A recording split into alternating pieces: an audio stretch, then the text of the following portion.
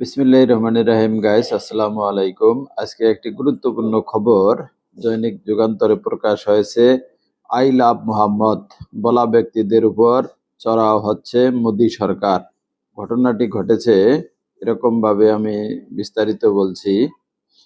Association for protection of civil rights APCR জানিয়েছে এ পর্যন্ত 22টি মামলা 2,500 জনের বেশি মুসলিমের বিরুদ্ধে অভিযোগ আনা হয়েছে।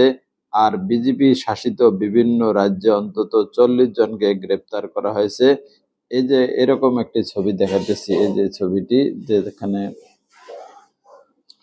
এরপরে ঘটনাটি ঘটে গত 4 সেপ্টেম্বর উত্তরপ্রদেশ রাজ্যের কানপুর শহরে মুসলমানরা নবীজির জন্মবার্ষিকী ঈদে মিলাদুন নবী পালন করছিলেন। সে সময় ওই এলাকায় একটি বোর্ড টানানো হয়, যাতে লেখা ছিল আই লাভ মোহাম্মদ, আমি মোহাম্মদকে ভালোবাসি। এই বোর্ডটি নিয়ে সমালোচনার ঝড় তোলে কিছু স্থানীয় হিন্দু। তাদের অভিযোগ এটি উৎসবের নতুন সংযোজন, অথচ উত্তরপ্রদেশের আইনে ধর্মীয় উৎসবে নতুন কিছু যোগ করার উপর নিষেধাজ্ঞা রয়েছে। উল্লেখ্য, কানপুরের প্রায় 20% জনসংখ্যা মুসলিম। এখানে এভাবেই